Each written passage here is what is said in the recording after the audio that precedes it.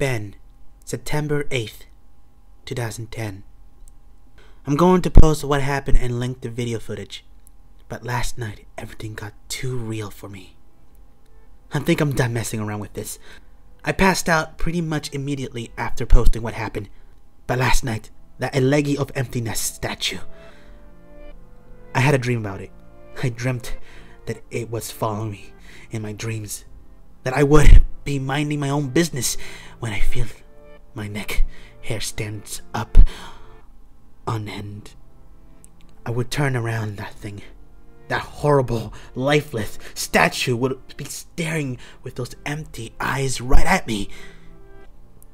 Merely inches away, in my dream, I remember calling it Ben. And never before I had a dream that I could remember so vividly.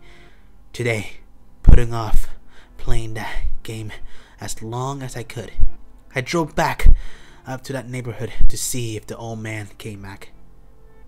As I expected, the car was still gone, and no one was home.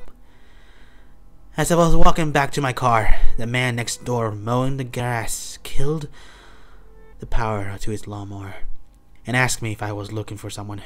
I told him that I was looking to talk to the old man that lived here, to which he told me what I already knew: he was moving.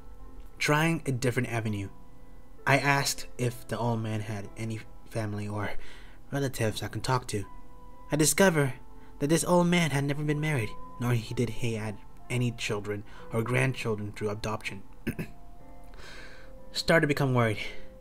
I asked one final question, one that I should have asked from the very beginning. Who was Ben? The man's expression turned grim, and I learned that 4 doors down 8 years ago, on April 23rd, the man informed me that it was the same day as his anniversary. That's how he knew the specific date. There was an accident with a young boy named Ben in the neighborhood, shortly after his parents moved. And despite my any further attempt to talk to the man to get more information, he wouldn't divulge anything else. I went back and started playing again. I loaded up the game immediately. I jumped in the title screen where the mask flies in. The sound that played was not the normal whoosh sound. It was something much more higher pitched. I pressed start, bracing for the worst. But just like 2 nights ago, the files, Your Turn and Ben, were displayed. Truth to be told, I looked at Ben's file earlier. It seems to fluctuate between displaying the I'll save or not.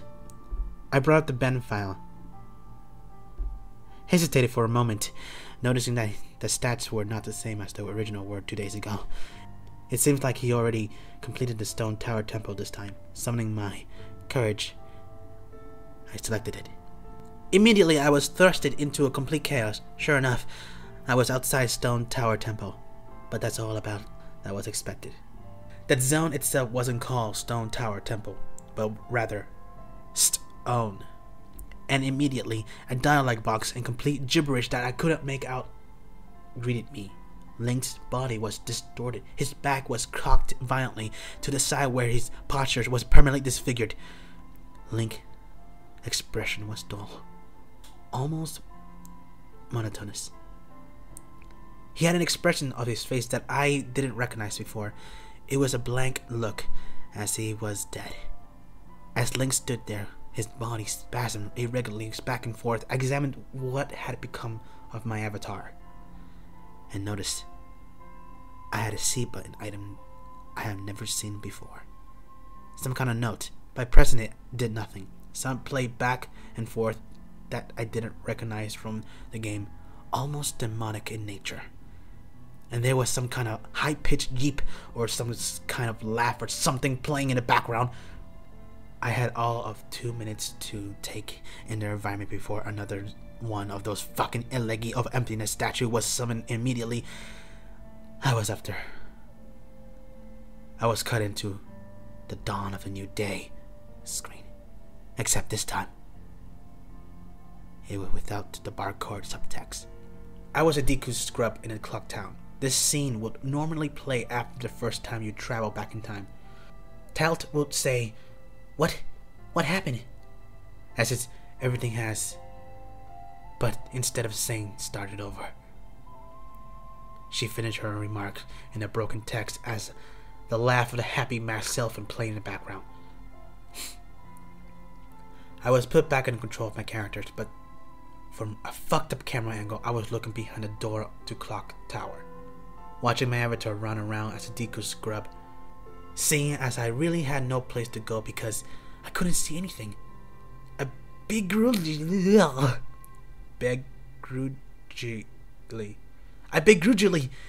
went inside the door. There, I was greeted by the Happy Mask Salesman, who simply told me, "You have met with a terrible fate, haven't you?" before the screen whited out. I wasn't determined to feel as a human again. I might as well not have been playing the same game anymore. I was being warped around, and there was no sign of day clock or anything. I took a moment to get my bearings as I looked around at the field, and immediately I could tell that this was not normal. There were no enemies, and a twisted version of a Happy Mask Salesman theme was playing. I decided to run towards the woodfall before I noticed a gathering of 3 figures off to the side, one of them being Epona. As I approached them, to my horror, I saw the Happy Mask Salesman, the Skull Kid, and the Elegy of Emptiness statue that's just standing there. I figured maybe they were bugged out, but by now, I told myself that I should know better. Nevertheless, I approached them carefully and thought that the Skull Kid was playing some kind of idle animation on loop. Same with Epona, and the Elegy of Emptiness statue was doing what it has been doing all along. Just standing there, eerily. It was the Happy Mask Salesman that scared me the most profoundly than the other two. He was too idle, wearing a shit-eating grin. But wherever I moved, his head slowly turned and followed me. I had no engagement with any dialogue with him, nor I was in combat with him. Yet his head still continued to follow my movements, reminding me of my first encounter with the Skull Kid on the top of Clock Tower. I pulled out my ocarina, to which the game played the ding sound when you're supposed to play your ocarina, and tried a song I haven't played yet. The Happy Mask Salesman's own song, and a song that had been playing on a loop back in day 4, the song of Healing. As I finished playing this song, and as I did, an ear-piercing shriek blasted on my TV. The sky immediately started flashing. The Happy Mask Salesman twisted theme sped up, intensifying my fear inside me. Link exploded into flames and died. The 3 figures stayed lit up during my death screen as they watched my lifeless body burn. That same fear that caused me to lose sleep 2 days ago started to grip me again. As I met with the text, "You met with a horrible fate, haven't you? For the 3rd time?"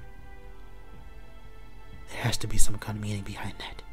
I had a little time to ponder as I immediately given another small cutscene of transforming into a Zora, the species of creature that lives underwater in Zelda. And now I find myself at Great Temple of Bay. Hesitant but curious to see what the game had in store for me, I slowly made my way toward the beach where I found Link's horse, Epona. I wonder why the game had decided to put her there. Was the game implying she was trying to get a drink? Unable to take the mask off, I decided that riding the steed wasn't the reason she was placed there. Suddenly I realized that Epona kept neighing, that the way she was angled made it look like she was trying to signal a point to me off in the distance. It was a hunch, but I dove into Great Bay and I started swimming. Sure enough, I almost missed it. I found something at the bottom of the ocean. One last Elegy of Emptiness statue. I went down to examine it, and suddenly my Zora started doing a choking animation that I have never seen a Zora do before, which didn't make any sense because Zora can't breathe underwater. Regardless, my character choked to death and died, and again the statue was the only thing that was highlighted in my death. I didn't respond this time. I was booted back to the main menu, as if I restarted the console. The press start screen was before me. I knew the only reason why it would put me here is because the save file has changed again. Taking a deep breath, press start. was right. The new save files told me about Ben. Now it made sense why the statue appeared when I tried to go to the laundry pool. The game must have anticipated how I would have tried to escape the day 4 clock tower. The 2 save told me his fate. As expected, Ben was dead. He had drowned. The game obviously isn't through with me. It taunts me with the new save files. It wants me to keep playing. It wants me to go further. But I'm done with this shit. I'm not touching any more of this file. It is already too much horrifying for me. I don't even believe in paranormal, but I'm running out of explanation. Why would someone send me this message? I don't understand. I just get too depressed thinking about this. The footage is up here for those who want to see it and try to analyze it. Maybe there's some kind of coded message in the gibberish or something symbolic in what I went through. I'm too emotionally and mentally drained to fuck with it anymore. Some of you guys may give me shit for this, but you can't imagine how taxing this is for me emotionally. It's one thing to see this footage and read what I have to say. It's another entirely when you're playing this by yourself, and it's like the game is actually trying to reach out to you personally. I don't know anymore.